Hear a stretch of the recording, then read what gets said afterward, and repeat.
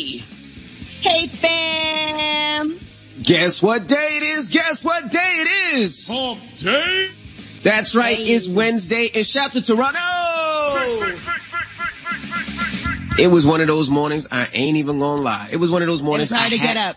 I had to take a shower so I can get up because I was that tired. Look, I just got out the shower, look, it's my bathroom. See my bathroom? Okay, we don't want to see that. If you have revolt, you can see Envy just showed he has no pants on. I just got out the damn shower. Like, ran downstairs, threw on a t-shirt, and plugged in. Well, good morning, guys. How are you doing on this beautiful Wednesday?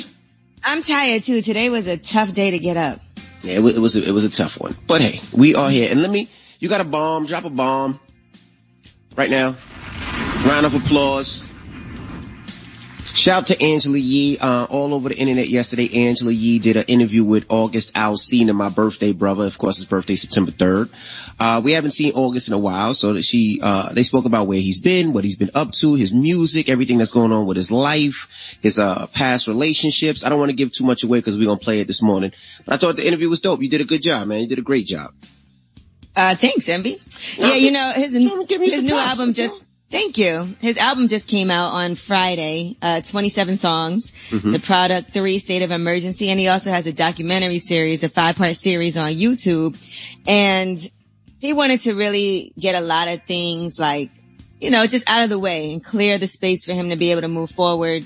And the one thing people picked up that was everywhere was his relationship with Jada Pinkett-Smith. So correct. We'll talk more about that later. I'll tell you some other things that happened. But shout out to August Alsina. I hosted his first ever album release party. Yeah, you put me on to August. You actually put me on to August Alsina.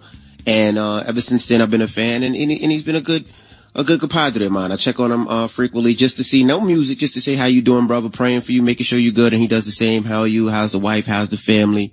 We've had just long conversations just talking about everything, and he's a really good dude. So I'm excited about this interview that we're going to get on next hour. And I hope y'all all listen to the whole thing, because I know there's that one sensational part that's been everywhere, but there's a whole lot more to that interview. And if you understand, like with August, he just wants to be able to not be scared to live his life the way that he wants to live it. And I think that is the right thing to do if that's what you feel in your heart, and to love somebody unconditionally if that's what you do. That's Absolutely. what you do with the blessing of that person's husband. Real weird, but hey, I don't knock anybody's relationship. That's hey. You wouldn't give Gia your blessing to date Maxwell? Hell no. But you never know. I mean, maybe Jada gave her blessing for somebody else. Like, whatever works in somebody's relationship. There's no perfect relationship. There's no set standard. Whatever works for them, works for them. What works for them doesn't work for me. That's how I look at it. All right. Whatever works for them, it's not gonna work for me. There's nope. There's a new series, right? It's called 365 Days. Have you seen it? Mm-mm. It's like, what's the sex book that everybody was reading a couple years ago? 50 Shades of Grey? It's like 50 Shades of Grey, but maybe a little worse, right? And I fell asleep, and then I'm watching Gia, and she's watching the movie, and it's almost like a soft porn, right? I think it's on Netflix. And I kind of got a little hot and bothered. I was like, hey, why are you watching this by yourself? Like, it made me feel a little bit. I know. Like, you asleep. I know, but I turned over and knocked her off real fast, let her know who the man in the house was. She could watch what she wants to watch, but just know at any given time, there's a slang over there, so.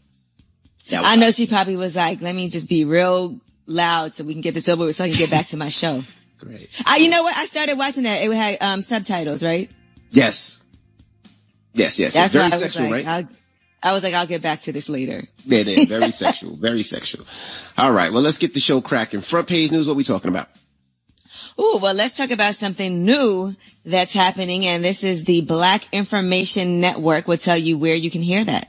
All right, we'll get into that next. I'm going to go put on some pants. It's the Breakfast Club. We are the Breakfast Club. Let's get in some front page news. Where we starting, Yee?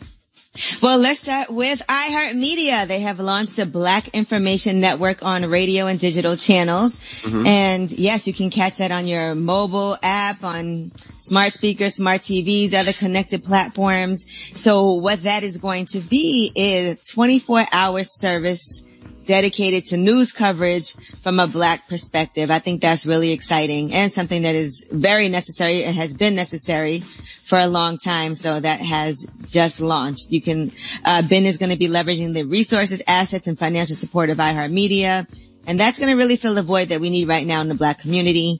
So, yeah, it's here. Yeah, that's dope. They're not just going to do report news, but it's also going to be programs like, there'll be programs on mental health, programs on entrepreneurship, programs on real estate, programs in insurance and all types of things, life insurance. So it's going to be good. It's going to give a lot of information, and a lot of information that we always talk about sometimes we didn't grow up with because our parents didn't know.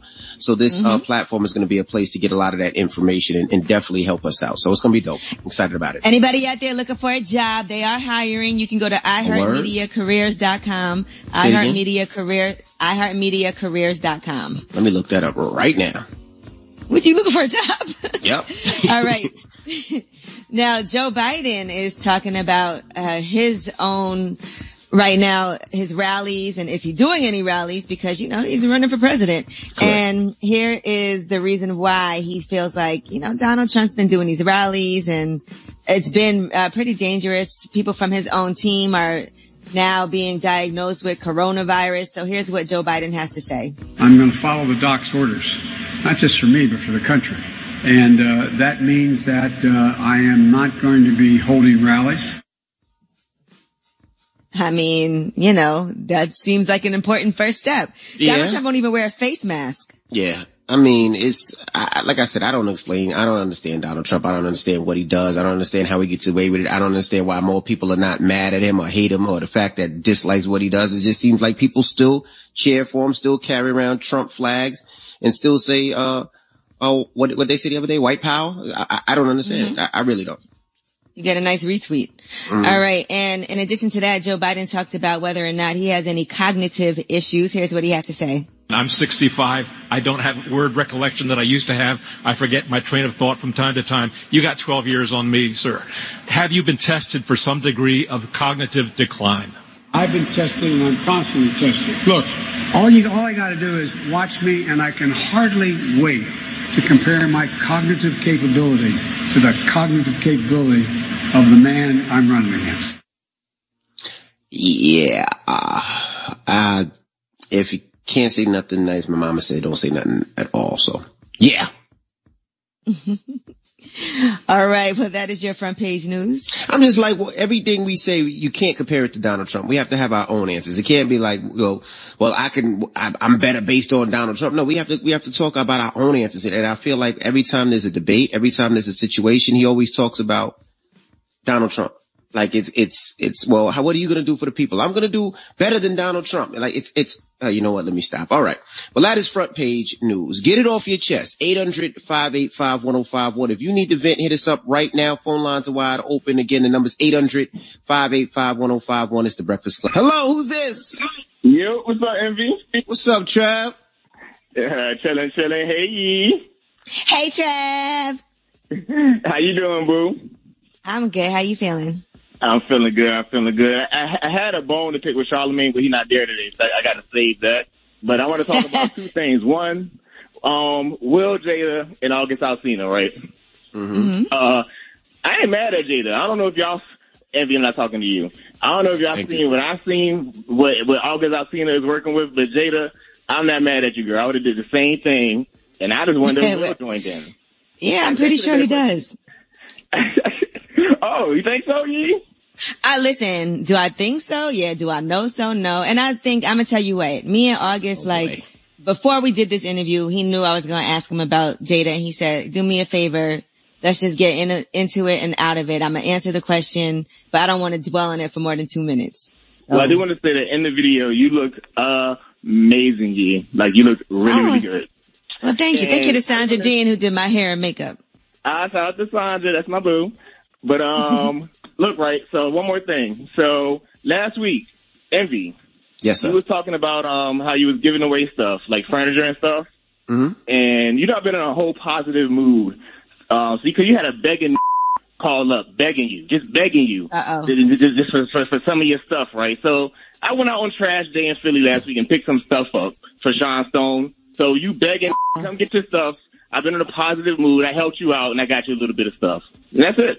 All right, y'all, bye. I guess that was positive. Okay. All right. Hello, who's this? Hey, it's Brittany from Louisville, Kentucky. Hey, Brittany, get it off your chest. So today I want to vent about Fisher, Daniel Cameron, Louisville Metro Police Department, everyone that's taking justice for Breonna as a joke. Like, we are over it. They're sitting here complaining in the Kentucky Derby like we're about to celebrate. There is no celebration. There's no celebration until we get justice. So, Kentucky Derby is canceled until further notice. Like, we aren't celebrating. We need y'all to get on your job and get us justice for Breonna Taylor. So today I want to call out our celebrities. We don't want y'all to hear it. We just let y'all know it's canceled. You know, everybody that comes into the state is canceled. We're not celebrating. We want justice. And, they're out here arresting peaceful protesters. It's ridiculous. They're taking this as a joke, and it's not a joke. We need justice for Breonna Taylor. All right. Yes, and they've already issued the no knock warrant law, whatever, in honor of Breonna, but they still can't even give Breonna Taylor justice, which I think is crazy. Yeah. Get it off your chest. 800-585-1051. If you need to vent, hit us up now. It's the Breakfast Club. Oh, who's this? Hey, this is Janae from the Bronx. Hey, Janae, get it off your chest. I just feel like, I don't know what's wrong with me. I hold on to people and things for too long, and I'm trying to let go of my ex, but I'm struggling to do so. Wait, what'd you say about your ex? Why are you trying to let your ex go? Because he's very controlling and verbally abusive and manipulative. Yeah, you gotta let him go. Let him go. That's toxic. You gotta let him go, mama. As soon as you said abusive, that's it. Yeah, you gotta let him go. I'm trying. Listen, rip that Band-Aid off. Let him go. Yeah, you don't want to get to a point. As soon as you said he's verbally abusive, and I know it's hard sometimes because you used to somebody, and sometimes you get adjusted and accustomed to abuse. But you have to let that go. I know I'm way smarter than this, so I'm definitely going to try to do that. Yeah, you don't want to wait till it's too long or too far, and then he does something crazy and something that you can't come back from. You got to let him go, mama. Yeah, baby girl. Don't say you're going to try to do it. Say you are going to do it. I'm going to do it. There you go. I'm about to block it. All right. Thank you, mama. Hello, who's this? Oh, this is John. Hey, John. What up? Get it off your chest. Oh, yes. I'm calling from Macon, Georgia. And I just want to say one thing. People need to just come together during the social change. Because things happen and events happen to make people wake up and come together. If everybody just embrace it and open their eyes and see what's really going on, we'll be better as one nation, as one people. That's all I want to say. Okay. We're with you. All right. Well, thank you, brother. Hello, who's this? Yo, what's good? What's good, Andy? Good morning. Good morning. Good morning, Angela. Good morning. Angela, good interview yesterday with August. I really want to talk about all these shootings that's been happening in New York City over the last couple of weeks. I mean, there's been 81 shootings last week alone, and we're hitting innocent bystanders. A 3-year-old got shot yesterday, and an 11-year-old got shot this morning. We can't be talking about defunding the police and then having all these protests going on and then give them a reason not to do it based on the actions that we're having in New York City. And I remember a couple of weeks ago, someone calling from Toronto and saying that they're having the same actions out there. And I have family in Toronto, and people, we as a culture have to do better in helping our own cause. We can't shoot ourselves in the foot by protesting one way and then doing an opposite behavior on the other side, and then having people have reasons to go against what we're protesting about. So I'm imploring everybody in New York City, in Chicago, in T-Dot, to chill out, man. You know what I mean? We have a great cause that we're fighting for. That was not the time for this. No, it was never the time, but it's never the time. But right now, it's definitely not the time. We don't want to give anybody any more fuel to be, any more opposition to what we're doing right now. And I'm really imploring everybody in Brooklyn, the Bronx, and Queens, all over the country, to cut it out right now, because we need as much help as possible. We don't need to be shooting ourselves in the foot. So, thank you guys, and you guys have a good 4th of July weekend. And shout out to Charlamagne. I hope he had a good birthday. Yeah, absolutely. We need to stop all the guns shooting, stop all the shootings, the stabbings, the killings. We need to stop, man. These are young lives, you see everything young souls. We're going through. Absolutely. Already, there's been 112 victims reported in 83 shootings over 9 days in New York City. Absolutely. That is so Damn crazy. Get it off your chest. 800-585-1051. Now, we got rumors on the way, Yee? Yes, and let's talk about the NBA playing at Disney World. How much is that going to cost? We'll give you some indication. All right, we'll get into that next. Keep it locked. It's the Breakfast Club. We are the Breakfast Club. Let's get to the rumors. Let's talk the NBA. It's time. She's spilling the tea. This is the Rumor Report with Angela Yee on the Breakfast Club. Yes, so how much is it going to cost for the NBA to play at Disney World? Well, what they are saying is it's going to cost the league $150 million, or as it breaks down, $1.5 million per day for 22 teams to play 8 regular season games, then the playoffs. Yeah, well, they'll definitely make that back. They want to get back to the games. They're trying to be as safe as possible. So a big investment will bring back a even greater return, I'm sure. Right. They also can't sell tickets, so they're not going to get any money from that. Right. So they said, obviously there's no fans. We're not selling tickets, but it is their duty, they said, to find a way that we can still provide the sport of basketball to our fans and to the broader community. This is how we're going to do it. This is not a sustainable model over the long term, that's for sure, at least based on the way we've conducted our sport historically. $150 million is a lot of money, but that's the cost to do business during a pandemic. Yep. All right, Tamron Hall is being accused of being insensitive, and that's because at least 18 staffers have been laid off. So earlier this year, she has, they signed on Candy Carter as their new executive producer, and she previously served as executive producer at The View, and she brought on several new production staffers who worked on the Oprah Winfrey Show.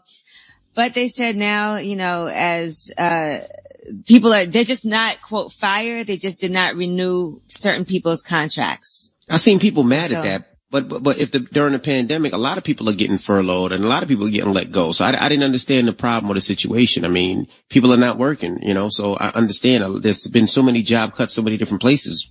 I was confused. I was lost. Right. Well, they responded from Tamron Hall's show. They said the story is entirely inaccurate. There were no layoffs or firings.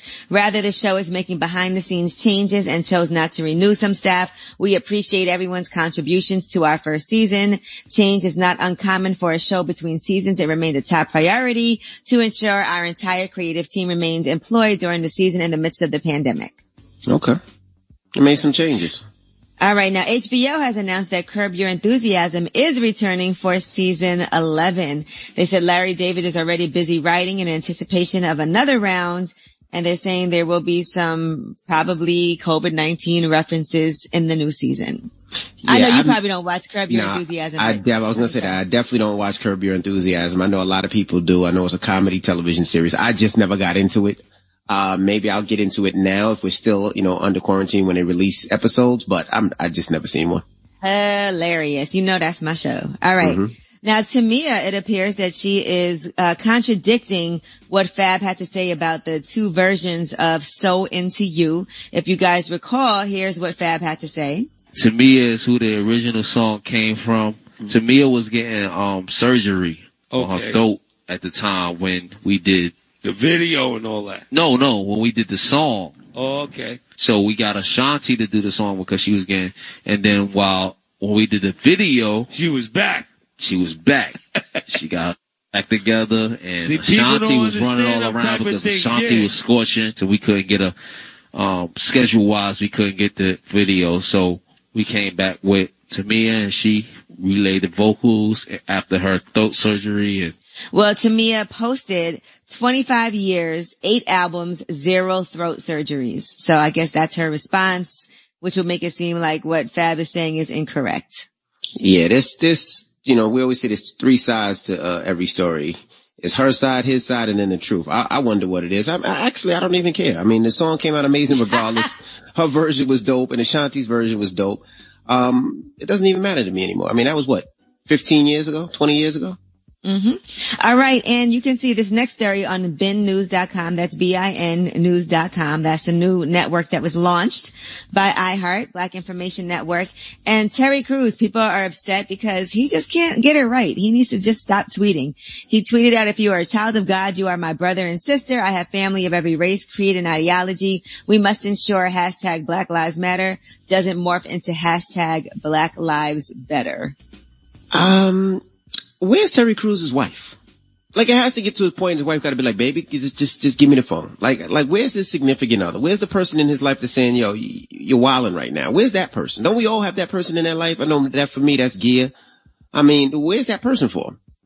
He just wants people to take into account that we are human beings also. And since people act like black lives don't matter, like the police, like other people from different communities, just that we matter. Our lives just matter. It's not saying it's better. Just let us have those fundamental rights that we should have as human beings. Just let people know, yes, our lives do matter. It has nothing to do with us being better than anybody. Just stop killing unarmed black people.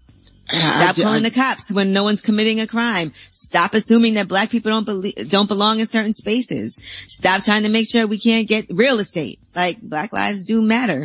Yeah, and I don't understand that because I am 100% sure that being a black man growing up, I'm sure he was faced with some of the things that we've been talking about, whether it's being pulled over, whether it's being searched and stopped, whether it's being, not given the same opportunities as a white person. And nobody's saying black lives are better. We're saying black lives matter, like you said, and I really don't understand what he doesn't get or why he's standing against that. I really don't. Like, it doesn't make any sense to me.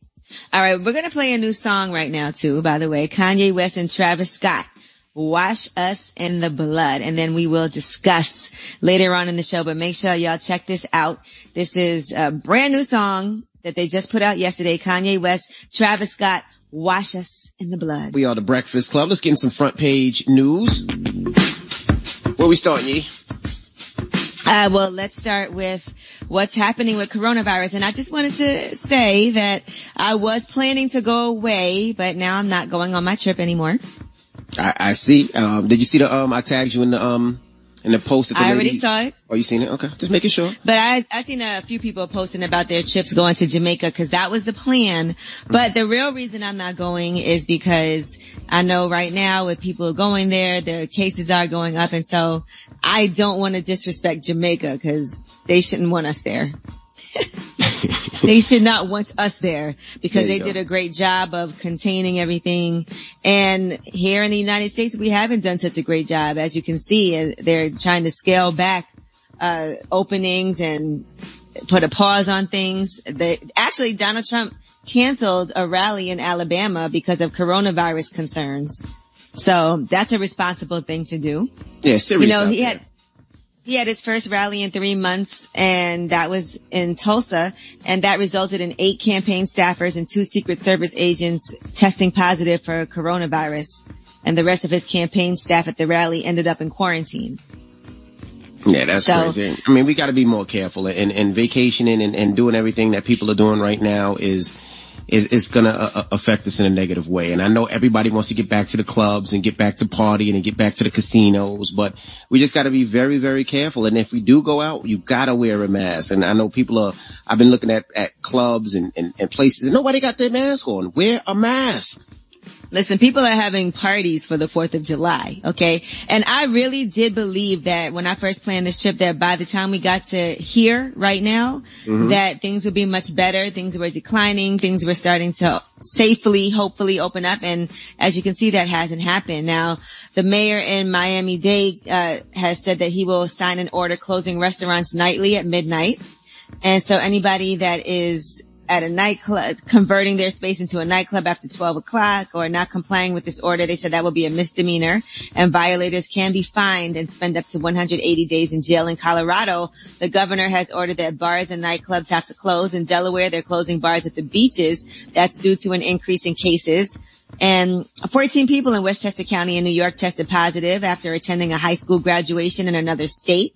The tri-state area, New York, New Jersey, Connecticut, they have added 8 additional states to a traveler quarantine list. So that means if you are traveling to New York, New Jersey, or Connecticut from any of these places, they are going to require that you quarantine for 2 weeks. And those places include Alabama, Arkansas, Arizona, California, Florida, Georgia, Iowa, Idaho, Louisiana, Mississippi, North Carolina, Nevada, South Carolina, Tennessee, Texas, and Utah. Yeah, the sad thing about it is telling people to quarantine doesn't mean they're going to do it. You know, they get back from one of these places and they be like, oh, I feel fine. They're going to be out and about. So, I mean, it's just going to keep continuing to spread and spread and spread. Yeah, so, it is important that whatever it is that you do right now, you do it as safely as possible. Wear your mask when you're outside.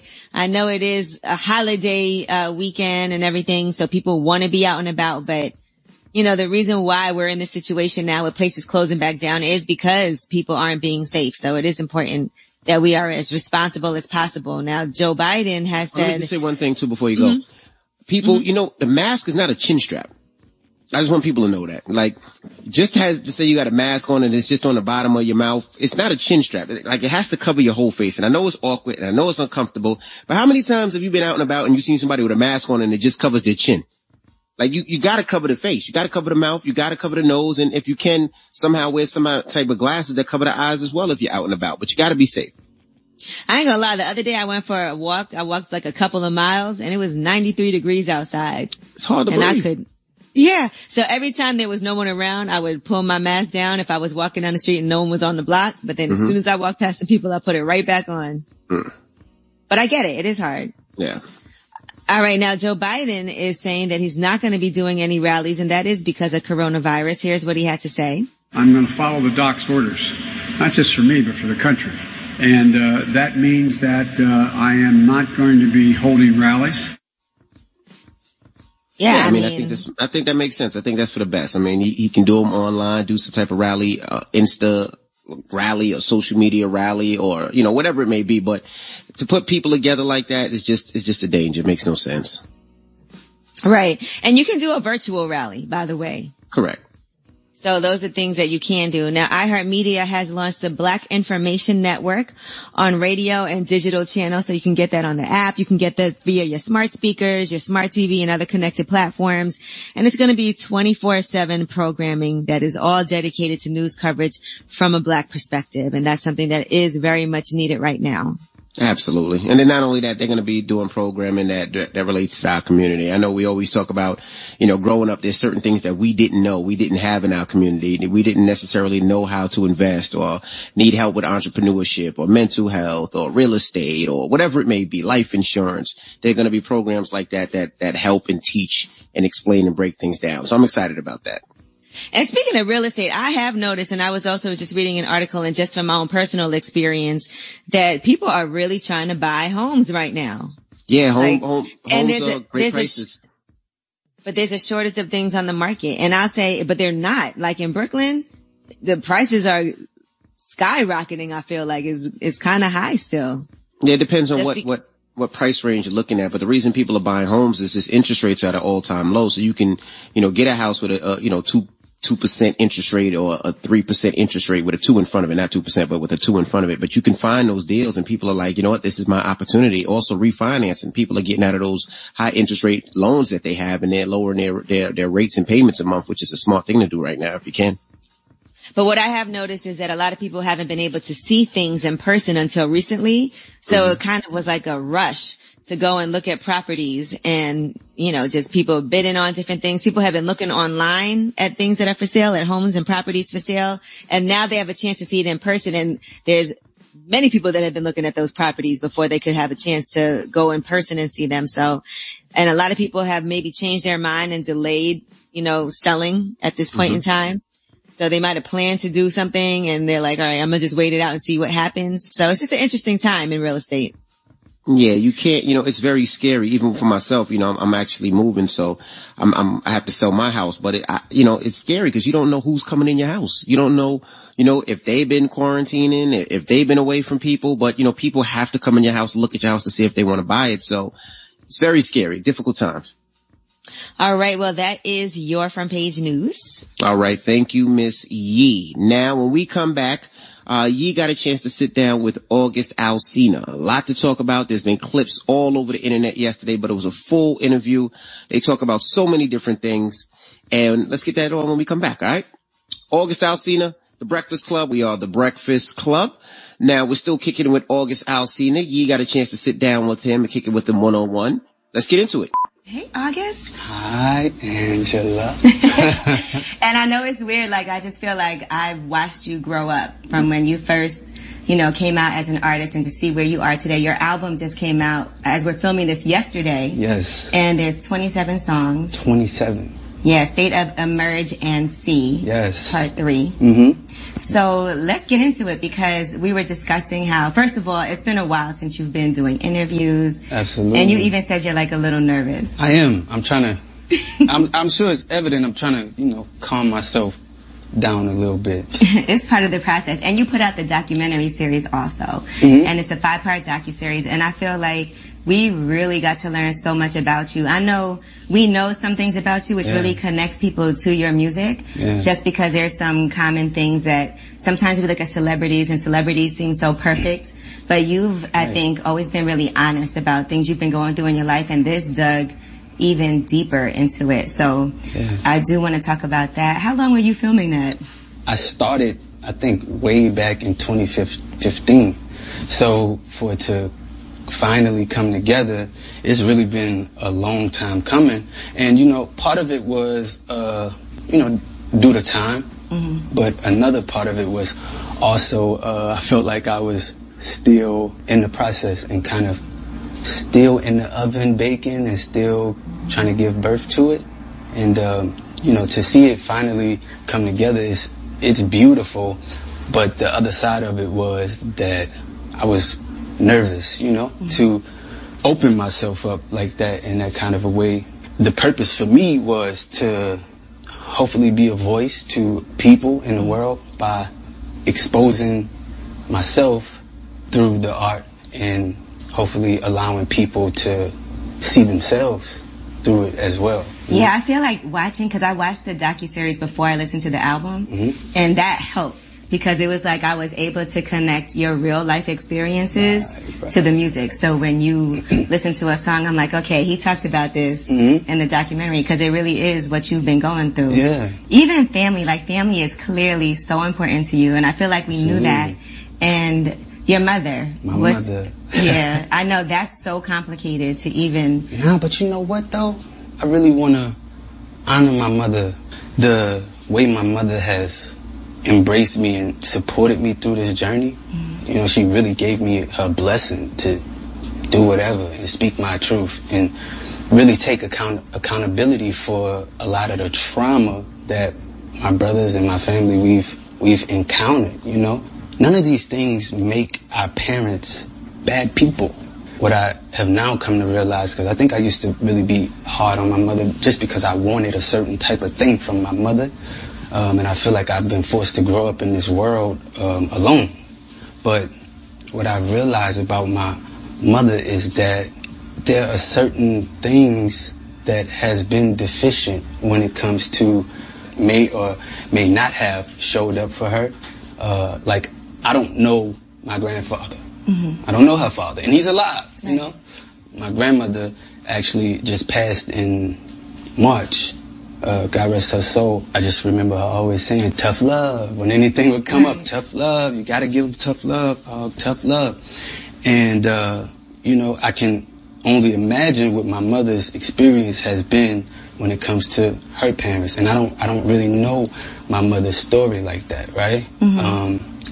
It taught me to cut my mother some slack because I don't know her story. And there's no blueprint to how to be a parent. But I'm sure she also understands you feeling the way that you did. Yeah, absolutely. For so long. Which is why it's so beautiful to just have her blessing. I feel like throughout my life, I don't ever actually feel like I've had my mother's support in the way that she's been supporting me throughout this journey. It's been the most beautiful experience, and my mother and I, we've come a long way. We got a lot further to go, It's been a beautiful experience, and I honor her and I admire her for her growth. I really do.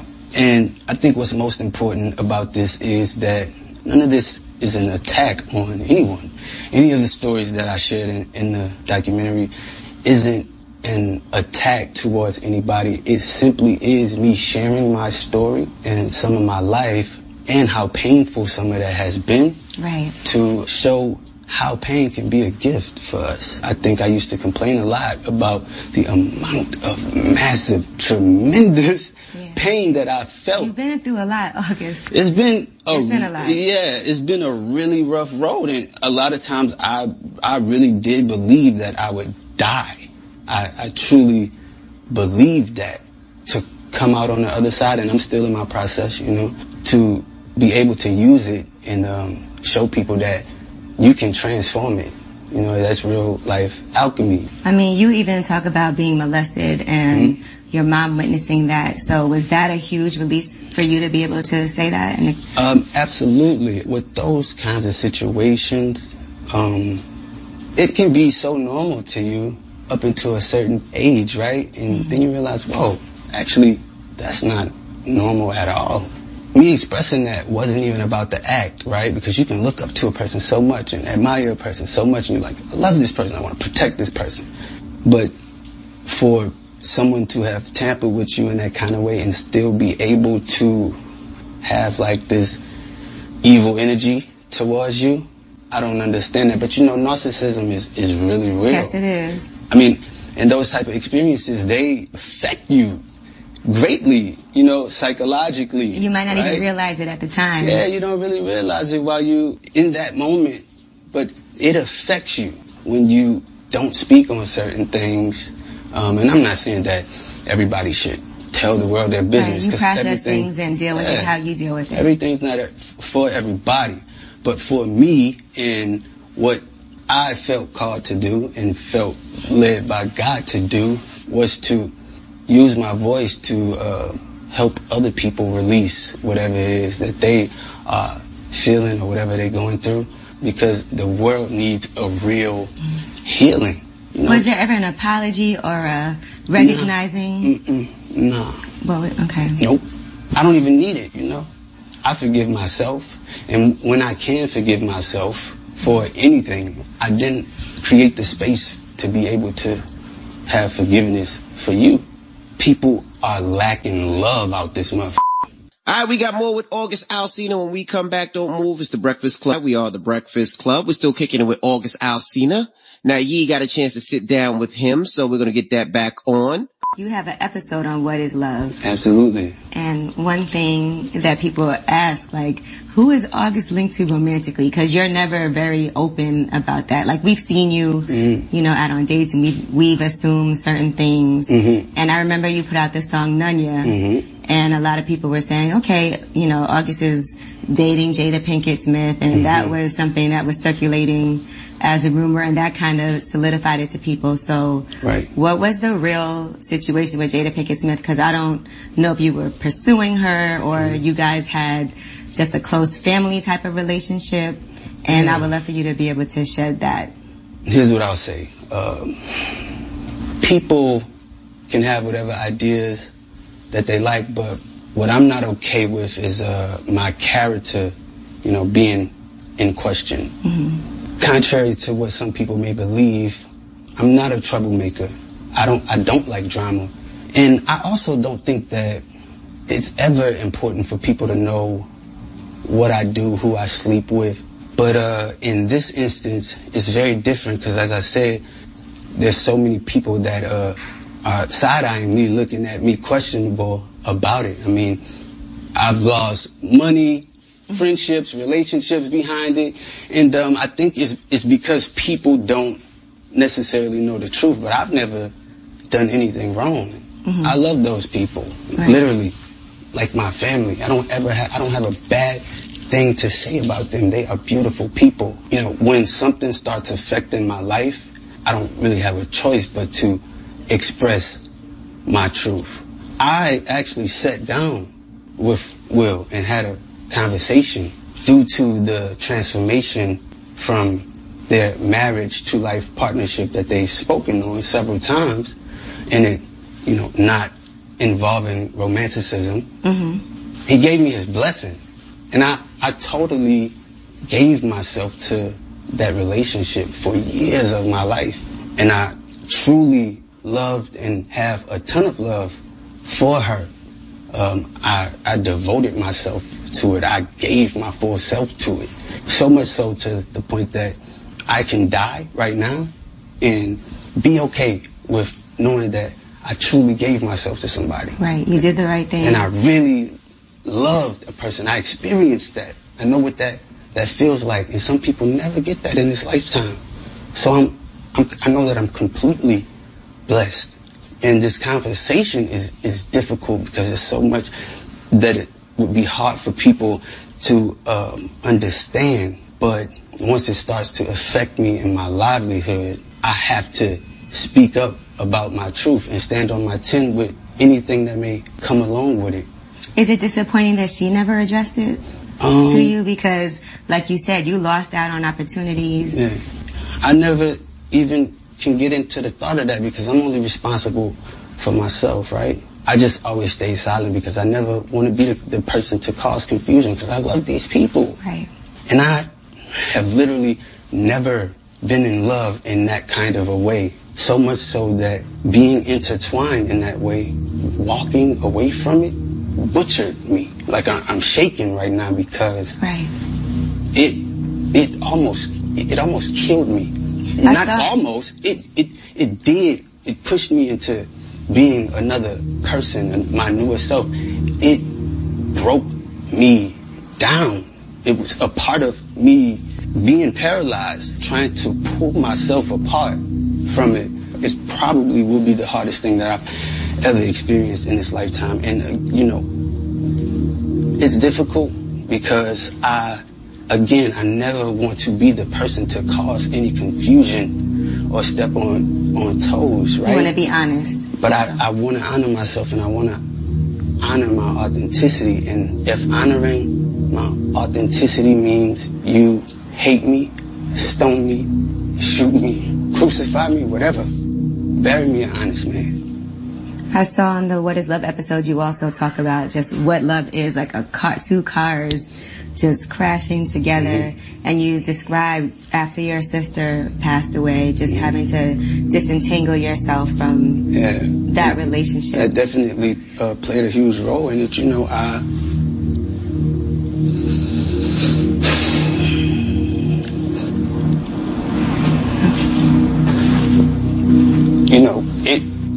It hit different when you take your time.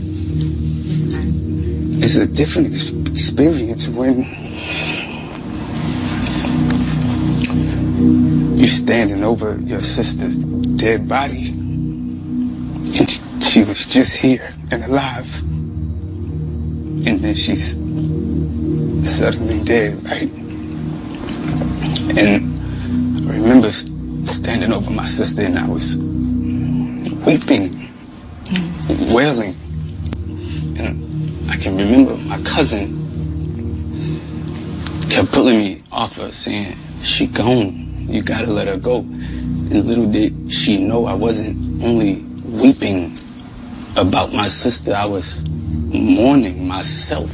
I was grieving myself as I knew it because I died in that moment. Who I was, everything that I thought that I was, everything I thought I knew about myself, it died. And I couldn't be that human being any longer. I saw my sister die and she never got to live her full life. She was so afraid of everything. Literally everything. I get my sister a car, she's scared to drive. She's never driven a car because she's scared to get on the interstate. After my brother got killed, she was scared of everything. Right. And she never lived her full life. And I just don't want to be that. I don't want to be that person. I want to live my life on full. I want to die empty. Whatever that means, giving myself to my 3 kids now, giving myself to love or a relationship, giving myself to my career, devoting myself to being a healthy person. I have to give my full self to something because that's what makes me feel alive. So it lets me know that I have life in my body. Honestly and truly, love is really all there really is. Yeah. There's nothing else. And I just don't want to do anything on this earth if it doesn't involve that any longer. Before, I was okay with that. Before my sister left this earth and she rocked my world because she showed me so much about what's true. I never get it back. But what I do have with me stays with me forever. And that's the way my sister loved me. All right, we got more with August Alsina when we come back. Don't move. It's the Breakfast Club. We are the Breakfast Club. Now, we're still kicking it with August Alsina. You got a chance to sit down with him and kick it with him one-on-one. Let's get into it. I love that song on the album that you dedicated to your nieces. Thank you. Sincerely. Yeah. What did they say when they heard that? They express themselves in very different ways, right? I think that a lot of times they are afraid to, like, express love and show emotion. Yeah. It's tough. So, I know that by continuing to be in the flow of love and continuing to express love and show them that it's okay to feel anything you feel, whether good or bad. Sit with those feelings, sit with those emotions, and, learn how to navigate through them. I spent 6 to 7 months in New Orleans and slept on a couch every day after my sister died, to just be there, show up for them, and be able to create a space for them to just completely fall apart and just to be present. I was already planning to move out the crib in L.A., and I'm like, after those 7 months, I'm like, I got to get back to L.A. to check on the house, get everything moved out. At first they're like, nah, you can't leave. And I'm like, we can be broke together. The tune changes like, okay, all right. We'll see when you get back, right? And so I finally got to get back to my own space, and then it didn't go as planned. I thought I would be right back in New Orleans and finding a spot out there for us. As soon as I got back into my own space, my body just started to decline, and it just hit me like a train, And I think that being a safe haven for them and their emotions in that time, I never really dealt with my own, and I thought I did. Right. And you're being strong for everybody else. You're not like, okay. Yeah. So it hit me all at one time, and it's as if I was experiencing the same emotions over and over and over and over again, like Groundhog Day, right? Mm-hmm. And those toxins from stress and anxiety, it released in your body, and it literally started to eat at my nervous system. And before you know it, I'm looking in the mirror, not recognizing myself. I tried to get out of bed, and I hit the floor. Couldn't get myself back up. I'm trying to slide across the floor. I could not move. And you were by yourself? And I was by myself. God put me in isolation for that whole process. God really sat me down. 3 days straight I slept. And this is going to sound crazy, right? For those 3 days, the fire alarms kept going off. Just randomly kept going off. Mind you, the fire department showed up, the security showed up to come turn it off, and it was still going off. And the housekeepers were letting them in to do all of this stuff, and it was still going off. Would not stop. And they're like, well, we don't know why this is happening. There's no smoke. This shouldn't be happening. You're going to have to get up and take them down. I slept in there with those fire detectors going off for all of those days, and I really feel like that was God telling me, yo, you are on fire. Right. Your body is on fire. I was sweating so hard that it would feel like I pissed in the bed. An unexplainable experience, and a really scary one too, not knowing if you gonna live. It's crazy because, I had a failing body, but a peaceful mind. But one of the things that has truly kept me here, kept me planted here, is the love for my nieces, man. Right. And what they give me, they like really bring me joy. And I know your sister was at peace knowing that you were there to take care of the girls. And that's the thing. When she asked me, would I take custody, I'm like, of course. Mm-hmm. I never thought she would die. I'm thinking she's going to be fine. You're going to shake back. Because she shook back before. The next week after that, she was gone. The wildest part about that situation is the happiest that I had ever seen my sister is when she was laying on that table. My sister was suffering. I didn't know this at first, but she told the family, that she ended up signing a do not resuscitate paper, right? Oh, wow. Mm-hmm. But she told him not to tell me because she know I would have been on it to like, you gotta fight. Right. You know, and I will admit that I felt some type of way about that at first, right? Her signing the paper, but, you know, losing my health in the way that I did and it making me lose myself, I get it. And I gave her that freedom to go on to your next chapter. You know? It also feels like you were learning about your dad. Yes. Somewhat while we were watching the documentary. Absolutely. Because I don't know much about him. And it's interesting that just now some of these questions are getting answered. So. Yeah, I've never known. But that's what I'm saying. I don't know the history of my family. And I think, how can we know ourselves? How can we even begin to know ourselves if we don't know anything about where we come from, the people we come from? For me, learning about my father, it taught me so much, and it's teaching me so much. I used to really be mad at my father for being absent in my life. I was mad and angry at my father for being a drug addict. I now know, going through my illness, and you know, my grandmother and them explaining that my grandfather suffered from illness, my father suffered from illness. It took them out. They couldn't survive it. And me experiencing that and the amount of pain, I understand why you started to self-medicate.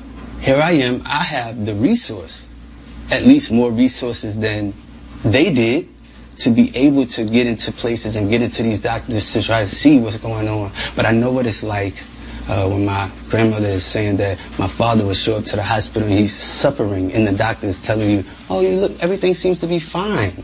You don't know what to do with that. You're suffering. So that also has helped to release a lot of my anger. I feel like my drive in this life has been anger. Everything that I have ever accomplished has come from anger. Once I'm mad, I will add this bitch out. Right. Clean out. We don't want that guy back. No, straight up. You know what I'm saying? Once I get mad, that's it. That's so many black people's drive, right? All right, well, we got more with August Alsina. Let's get into his single. All right, this one is called Resent. It features Juicy J and Lil Wayne. And also, Donkey of the Day, 800-585-1051. Charlemagne is not here, so you can get on those lines and give whoever you want Donkey of the Day. But we have more August Alsina when we come back. It's the Breakfast Club. We are the Breakfast Club. We're still kicking it with August Alsina. Now, Yee got a chance to sit down with him, so we're going to get that back on. Even you being so vulnerable, showing yourself in the hospital in the documentary and saying, look, I don't want people to feel bad for me because I'm sick or treat me differently because of the sickness that I have. That's not an easy thing to reveal to people. Absolutely, it's not. Because as I said before, I would process it as a weakness. Learning how to walk again. Yeah, learning how to talk again. I couldn't talk. And that could end your career. Absolutely. Clearly, that's what you do. I was afraid for a while, you know? And then it's just like, yo, well, it's going to be what it's going to be. I got to give it to God. But I couldn't speak. I had to teach myself how to talk again. I didn't know what Guillain-Barré syndrome was before I was diagnosed with it. That's the first time I heard of it was because of you. I never heard of it before. It's so scientific. I'm reading up on it, and it's like the perfect storm of things has to happen. Like a mixture of some food, a massive amount of stress, and like some type of something, and then it just eats your nerves. And it ate my nerves inside of my legs, and I was done for. And I had to fight for my life. You know, I'm not at 100%. I'm not. My body knows when it starts to need my immunotherapy sessions. I start to drop and I start to crash. I do think there hasn't been any awareness on Guillain-Barré syndrome, and it can happen to anybody. Right. The doctors were telling me it's good that you got in here when you did because you could have died. Right. That's another reason in me sharing it is to bring some kind of awareness to because that could happen to someone you didn't know what it was. The doctors didn't know what it was. Listen, I'm happy to see that you have put out this project, though. Thank you. So let's talk about it, because I know we've been talking about so many different things, and part of that is because as I was watching the documentary, I had so many questions, but like I said, it does so much, relate back to what you talk about in the music, and there is some fun stuff in there too. Yeah. We know you still like going to the strip club. Yeah, absolutely. I like to see things. I'm a visual person. I like to see things, and the more you experience in life, the more you experience love, the more you can actually talk about things, right? I think the funniest thing is in this conversation still happens to this day, where so many people are concerned about, girl, he don't vagina. Oh, that's my fault that people think that. Yes, now listen, exactly. You created this. And first of all, and I told you this, right? Some of your fans hated me after that because they thought that we had like a situation, and I would go places and they'd be like, oh, she messing with August, and she was, and I'm like, nah, me and August are cool. And it would be like fun conversation to me.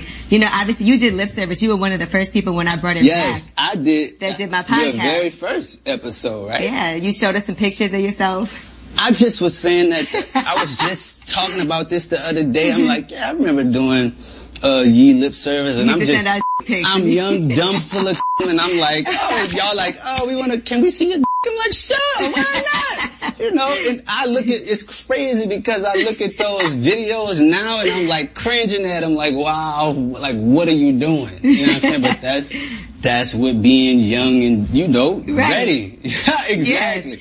Yeah, just young and ready, But like I said, things change, man. Once you experience a certain type of love in this life, you want to please your lover in any way possible. Okay, so you're saying you do vagina now? I mean, absolutely. Okay, that's all you have to say. You ain't I'm grown. And what I'm saying is, I never said that I don't vagina. Right. Never said that I don't vagina. I'm just saying that I didn't everybody's vagina. Okay, just a select few. I mean, absolutely. Right. Because I know several people who literally will eat anybody's box. Right, seafood connoisseurs. And I'm just.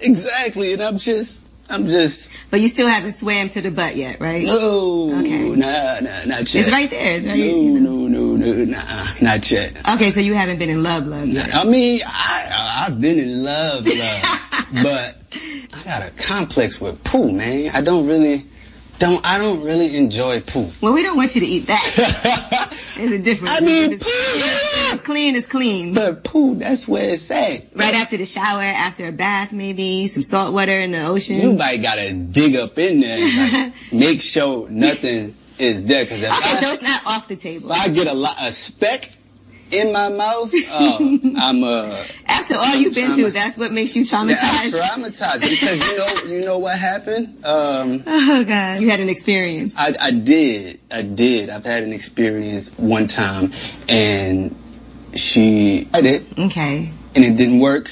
From the picture that we saw, I don't know if you're the one that should be breaking people in that way, but I'm I plead the fifth on that right there. So you think you'll ever be in love like you were in love? Was that like a soulmate? Do you believe in that?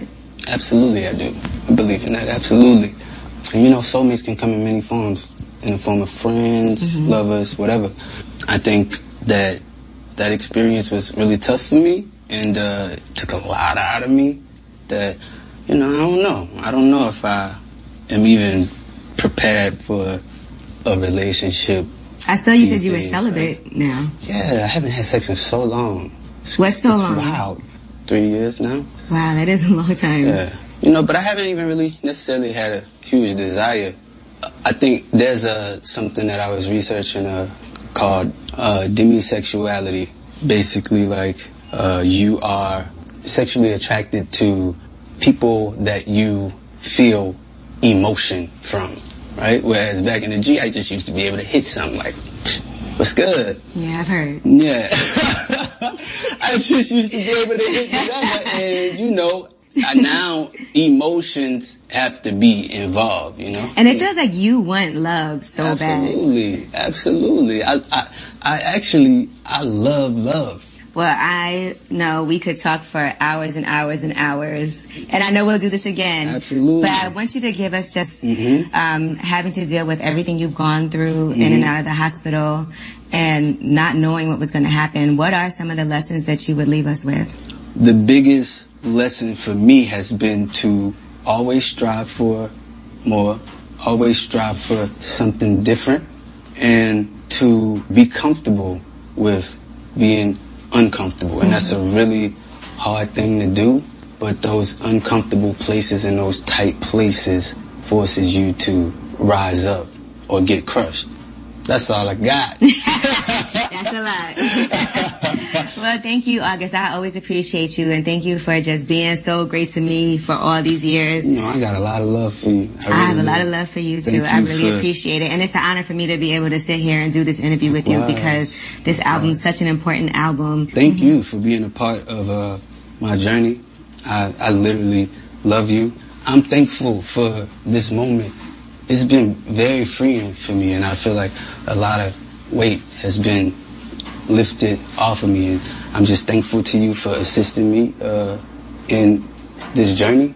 And you've always done that. You've always been in my corner. You've always supported me since the very first time, and I'm just thankful for who you are. I really admire you as a woman and how you hold it down in this business, and I just think you dope. August. Straight up, you dope. I really appreciate that. That means a lot to me. Always love. All right, well, thank you, August Alsina. Make sure y'all stream it, buy it, do whatever you have to do. #1 album. Let's get it. Let's get it. Oh, who's this? Yo, this Esco, man. Esco, what up, man? Who you want to give Donkey to, brother? I want to give Donkey today to August Alsina, man. That wasn't cool at all. That was like that's some women tendencies, man. That's not right, man. He had to put them on blast like that, man. What are women tendencies? That's some stuff that girls talk to girls about. You know what I'm saying? That wasn't cool at all. You know, that's not nobody's business. But I think for August, the main thing was that there was a lot of misinformation about that relationship. There's pictures that were online of the two of them together, and people were he said he was missing out on opportunities and he was getting blackballed from things, and he felt like he wanted to live his truth. And that's something that he experienced in his life that's his truth, and he wanted to set the record straight. Yeah, man, but I don't know, Angela. I don't think that was cool at all, man, to me. I mean, that's my opinion, but, you know. Is it ever not cool to tell the truth, though? I mean, yeah, but that's their business. We all love Will and Jada. We know they don't bother nobody. They haven't said anything about him. Nobody said anything about him. I just think it really, to me, honestly, my honest opinion, I think that it was trying to make them out of themselves, man. It's that time. So, I mean, you know, some people got to Have you ever seen the pictures of August and Jada together and people saying that they were in a relationship? Yeah. So, you know, when that happens and when, you know, she's posting pictures and they're on vacations together and people are talking about it, it's not really a secret. All right. Well, we don't know. And thank you for your donkey today, sir. Hello. Who's this? Hello. Hey, what's up? Who you giving donkey to, bro? Myself. Okay. Why? Because I gave the landlord a tip on the property, you know, next door to the property where I was staying at. You know, he bought the property and evicted me, told me I had to leave because of my dog. I got a pit bull mix. So, you know, now me and my dog without a house. Damn it, man. Wow. So you gave him a tip and then you got evicted. And he booted you. Correct. Wow. Correct. You do deserve donkey for that. Yeah, you definitely deserve donkey for that. That's why I called. Damn it, man. All right, brother. Hello, who's this? This is Angel. Hey, Angel, who you want to give donkey to? My place of employment. Why? Because they're making us come into the office and this second wave of COVID is not playing. And they're making us come in there just to mess with paperwork. We can very well do this at home. Like, they play too much. Yeah, that sucks. I don't know when we going back to work. We at the crib. I don't know when they gonna allow us back in that building. I'm sorry for you though, mama. Well, thank you so much. But before I go, can I give a shout out to my best friend's business? Okay.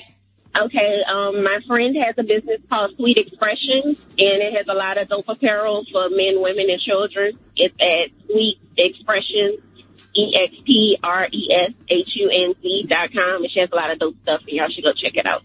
All right. Oh, you're a good friend. Yes, she is. Thank you. All right, that was Donkey of the Day. Now, 800-585-1051. You heard the interview Angela Yee did with August Alsina. During the interview, he talks about his relationship with Jada Pinkett-Smith. So let's open up the phone lines. Let's talk about it. 800-585-1051. Could you have an open relationship? Can you allow your wife to talk to whoever she wanted? And ladies, could you allow your husband to talk to who he wanted? I don't think it's whoever you want. I think you kind of have to go back and discuss it probably, right? No, it's no discussion. Here is no discussion. Will gave his blessing according to August. Yeah. I'm not there. I couldn't do that. You couldn't give Gia a blessing? You couldn't give anyone a blessing to talk to Gia? No. If you had to pick somebody. No. I'd rather not even not Maxwell? No, not damn Maxwell. No. Nobody. What about you, Yee? Would you let your man just kick it with anybody out there? He knows better. Oh, so you wouldn't give him a, hey, go ahead. Not even Oprah? Absolutely not. He don't even want me to think that. See? I'm with you. But it works for us.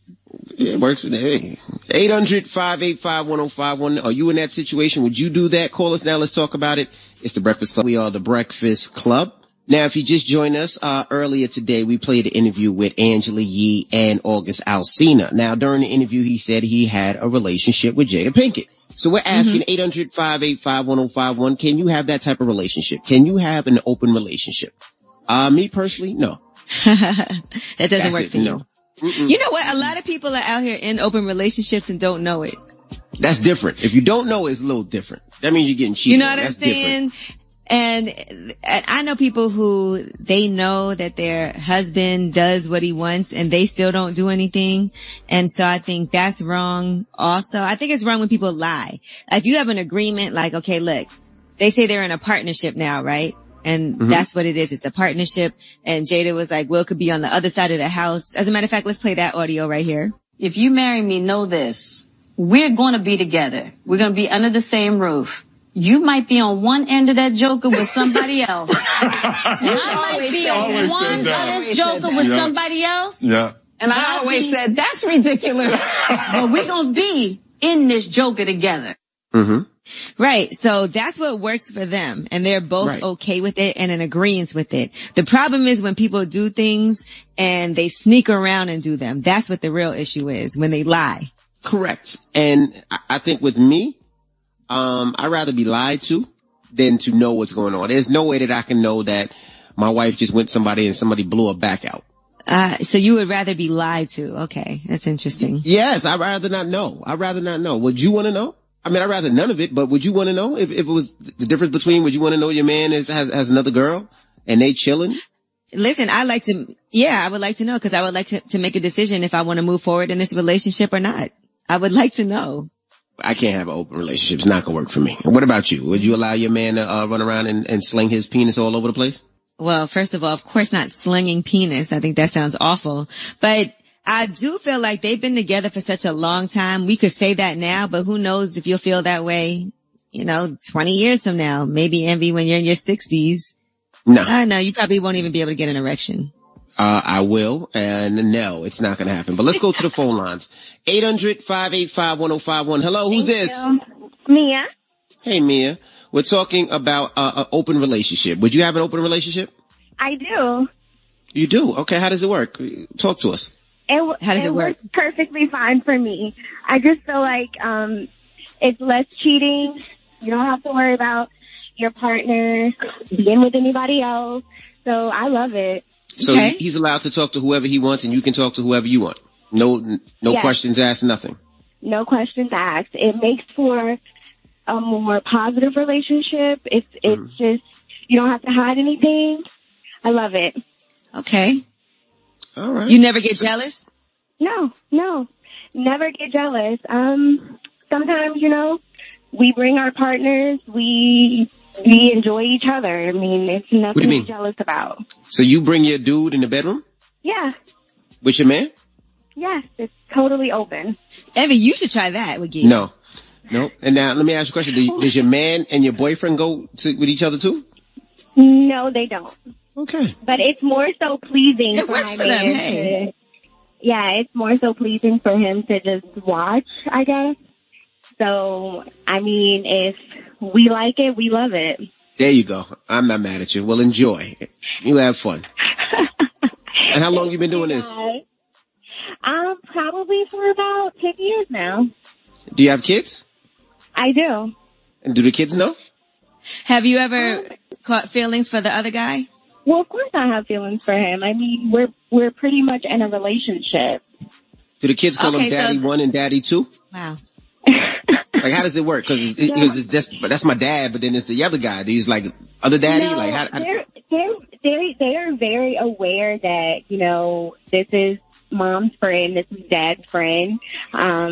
It brings more positivity and it just brings more, I guess, truth. Okay.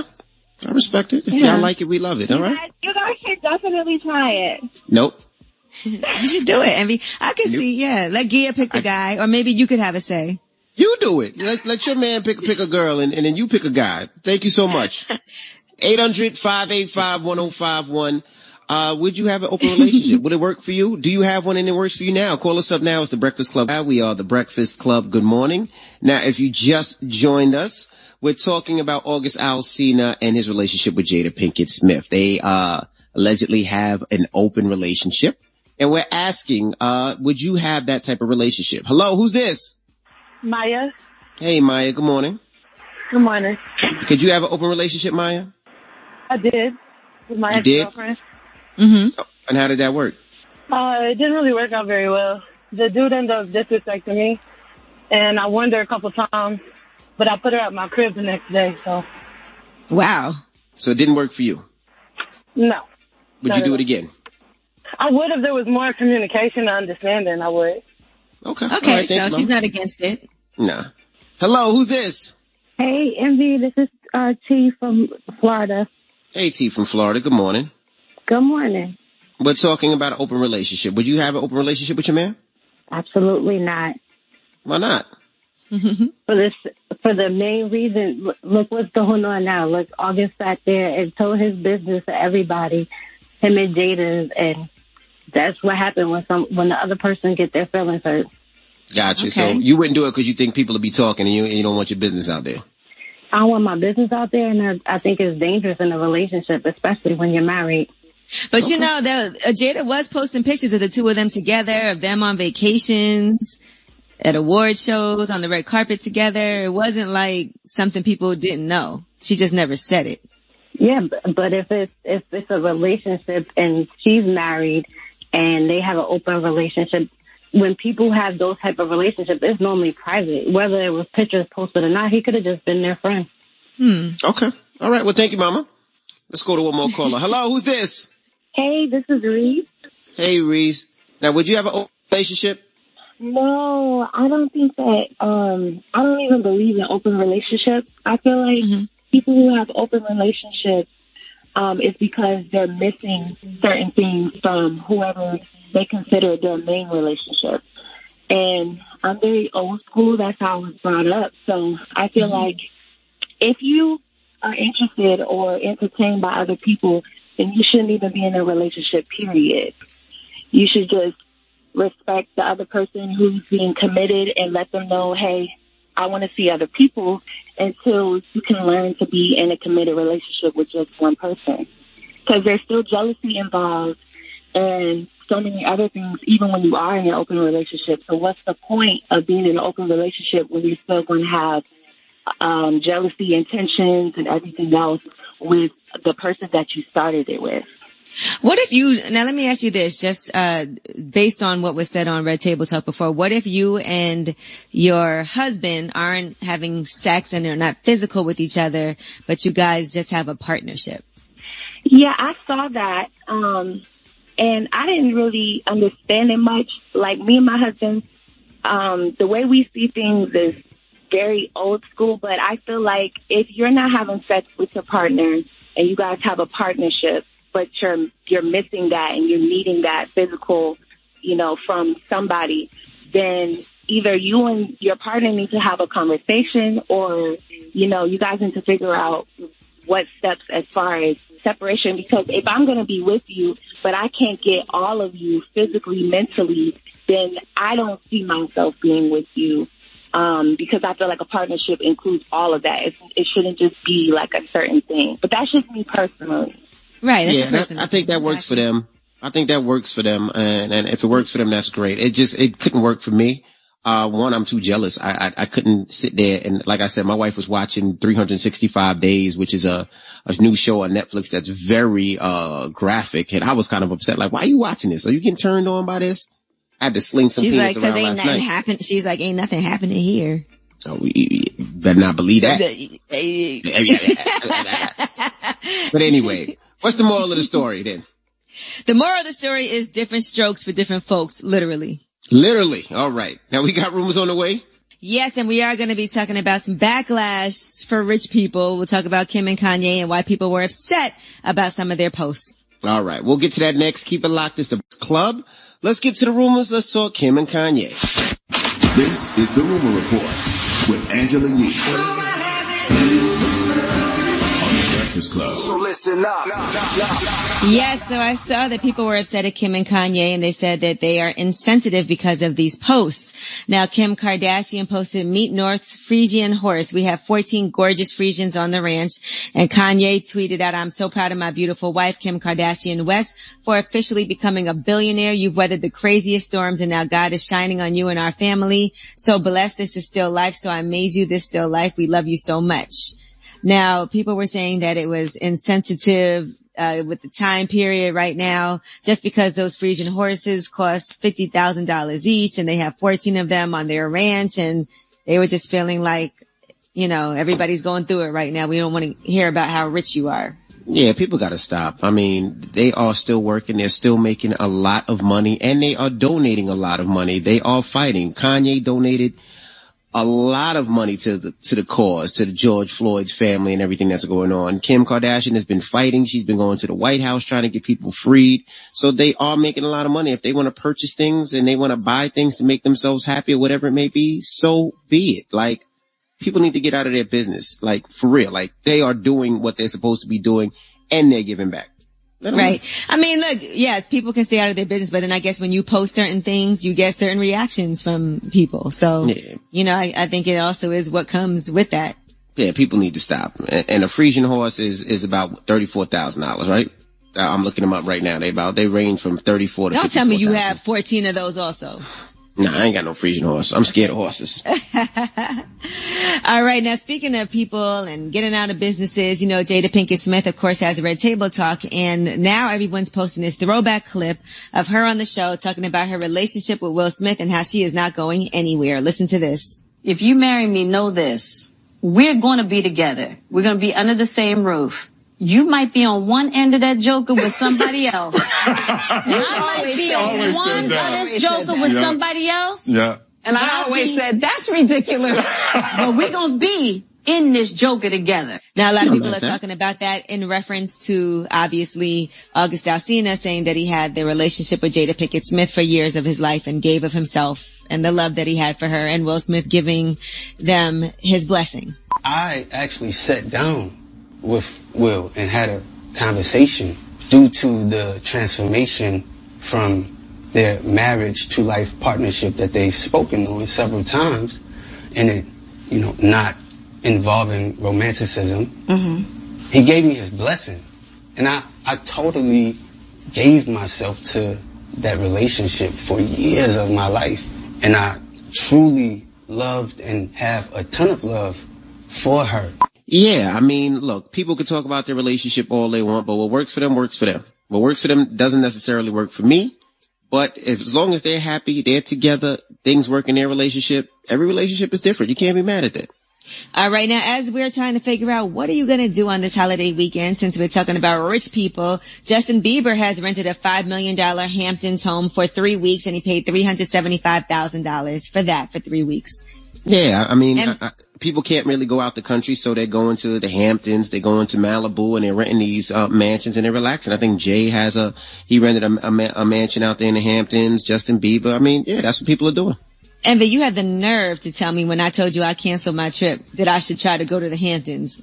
Yeah, I don't have $375,000. Well, it depends where you go in the Hamptons. Like, there's the house that's directly on the beach in the Hamptons, and then there's the house that's a couple of blocks off the beach from the Hamptons. I mean, it's what you quite want to pricey. spend. Yeah, but you got it. You could buy a house for that, okay? That's how I'm thinking. I think the same thing.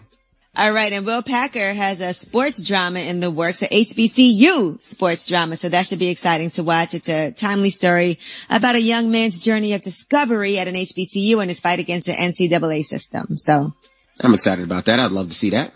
All right, I'm Angela Yee, and that is your Rumor Report.